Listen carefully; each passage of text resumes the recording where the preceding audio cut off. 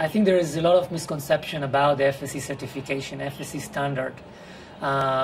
Specifically to wildlife, no, there is not a single indicator out there that is protecting wildlife. There's no real measurement to any progress being made on protection of wildlife. But FSC as itself, although it is called a standard, is not a standard. It doesn't specify any single target that a logging company would either, and that's beyond wildlife, it's for all other aspects of FSC. There is no specific target that you either attain or not attain. There is no indicators at all for any of the kind of guidelines that are put over there.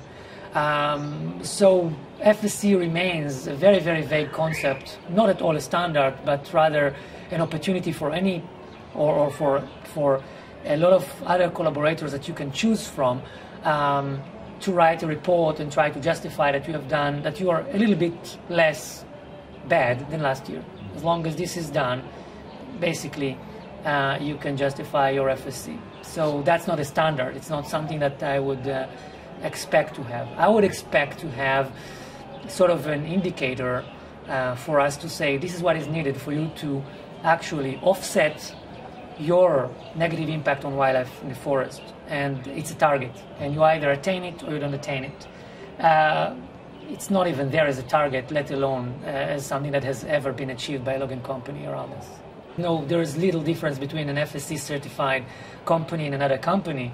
Definitely the illegal wildlife trade is continuing in all of them, because FSC does not give you anything specific to do or demands anything specific from you as a logging company to actually combat the trade. So I don't see a lot of difference between the two. Okay. There were logging companies that were approaching us. When they approached us, we didn't feel that they were approaching us for the right reasons. We felt that they just wanted to continue with the common practice of paying to an NGO and by that greenwashing themselves very easily without actually achieving or attaining any specific tangible objective. In this example, they were expecting that to give us some kind of funds. I was making it very with an example of TRC as an example.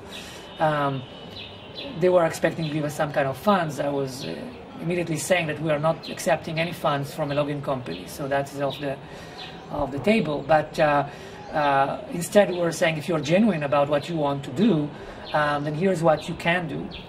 Please collect more information.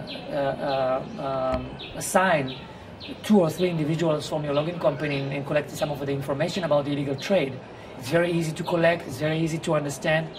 While you do that, we will get you our own investigators and we will try to do everything possible so that you'll have an arrest. And if you do have an arrest of a big wildlife dealer inside your operation, don't use our name, but you will be proud with your own results. You don't have to be proud of what we do, but what you do. And not surprisingly, it didn't work. Not surprisingly, it's much easier to suggest or propose money to an NGO than to actually engage in the very minimum of actually trying to get some of the information needed for combating wildlife. And we were visiting TRC for at least 2 or 3 times, and with no results whatsoever. And we didn't find any efforts they were doing to actually get this attained. So did they explain why they did not want to cooperate in that way? No, they didn't. They continue to say the same thing that they say to you, that they say to the public, that they are the angels that are doing so much effort to actually do good things to the forest. But this is very far from the reality. And this kind of speeches about the great things they do for people, for the forest, and for the animals is really the opposite of the reality that we have here. Our problem when we think about the difference between the declarations that logging companies are doing and the realities of arresting 2 logging companies owners with chimps illegally traded is a problem where we are wasting our time in conference halls instead of actually doing the actions needed to protect wildlife, protect forests, protect people around logging concessions. I think it's pretty easy, and I think we do not need large processes of years over years to figure out what to do. I think these are just the excuses. We should ask ourselves, why are we relying on something that is voluntary? certification? Why are we asking companies to regulate themselves? I think that now, in this day of time, people start understanding very well that when we deregulated our financial systems, we got a big crisis. So it was actually important to regulate and control from the outside business.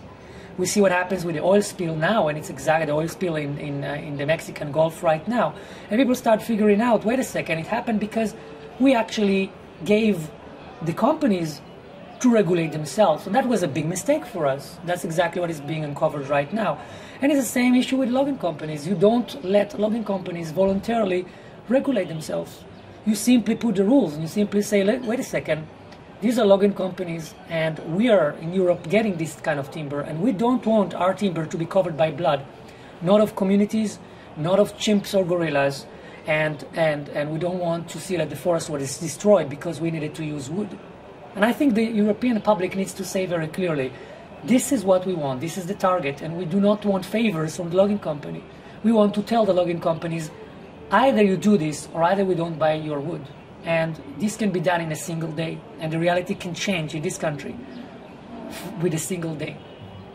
We only need to demand it rather than to be happy that somebody is allowing us to voluntarily regulate his own company.